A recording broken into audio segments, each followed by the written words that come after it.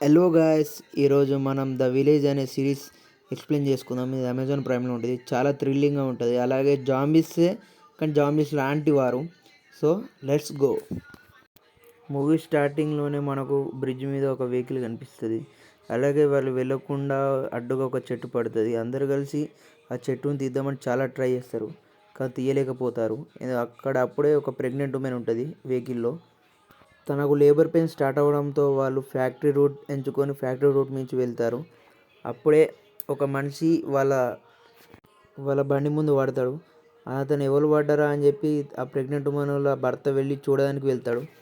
అడవుల నుంచి వాళ్ళని ఎవరు అబ్జర్వ్ చేస్తున్నట్టు మనకు అనిపిస్తుంది. అప్పుడే ఎక్కడి నుంచి వచ్చారో తెలియదు కానీ ముగ్గురు వాళ్ళని అబ్జర్వ్ చేస్తూ ఉంటారు. అలా వాళ్ళ భర్త దగ్గరికి వెళ్ళగానే అతన్ని అటాక్ చేస్తారు. అలా వెనక వచ్చిన పర్సన్ని అతి క్రూరంగా చంపేస్తారు. ఒక్కొక్కరిగా వెహికల్ ఉన్న ప్రతి ఒక్కరిని చంపేస్తారు. అలా మూవీ స్టార్టింగ్లోనే రక్తపాతం మొదలవుతుంది. అలా మూవీ కట్ చేస్తే మనం సింగపూర్కి వెళ్తాం.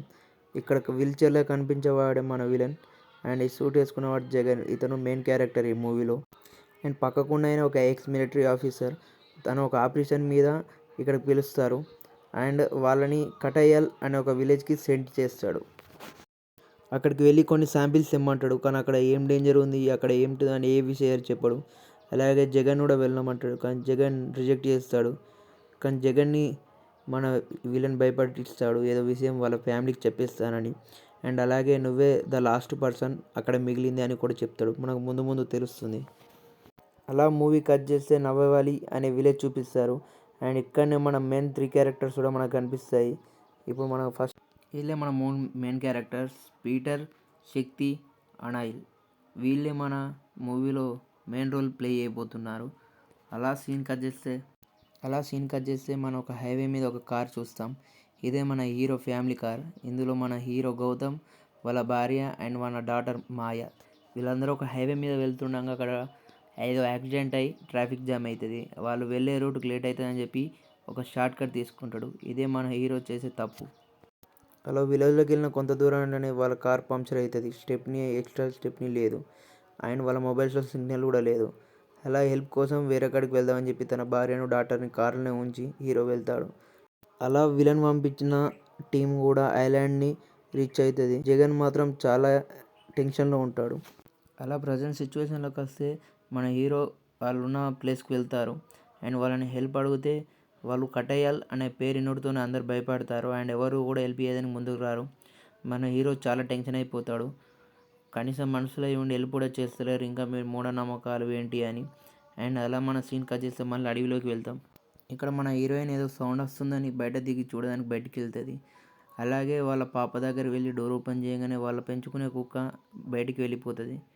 అలా హీరోయిన్ కొంచెం ముందుకు వెళ్ళగానే ఎవరో వెరైటీ తాడేసి హీరోయిన్ని తీసుకువెళ్ళిపోతారు. అలానే పాపను కూడా తీసుకువెళ్ళిపోతారు.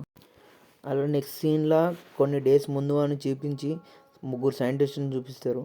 వాళ్ళు ఒక అడవిలో రీసెర్చ్ చేస్తున్నట్టు అనిపిస్తుంది మనకు.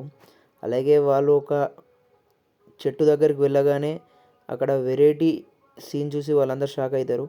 అప్పుడే సడన్లీ అప్పుడే తెలియని ఎక్కడి నుంచో ఒక ఈట వచ్చి మన సైంటిస్ట్ని చంపేస్తుంది. అలాగే మిగతా సైంటిస్ట్ను కూడా చంపేస్తారు. అవి ఏం క్రియేట్ చేస్తామో మనకు అప్పుడే చూపించరు. అలాగే సీన్ ప్రజెంట్కి షిఫ్ట్ చేస్తే మన హీరో ఒక్కడే అడవిలో నడుచుకుంటూ వెళ్తాడు.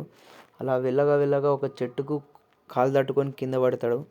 అప్పుడే హీరో దగ్గరికి ఎవరో వచ్చినట్టు మనకు చూపిస్తారు. ఈ సీన్ ఒక 4 వారాల ముందరికి షిఫ్ట్ అవుతుంది. అప్పుడు మనకు తెలుస్తుంది విలన్కి స్పైనల్ కార్డ్లో ప్రాబ్లం అని, అండ్ తను ఎప్పటికీ నడవలేడని.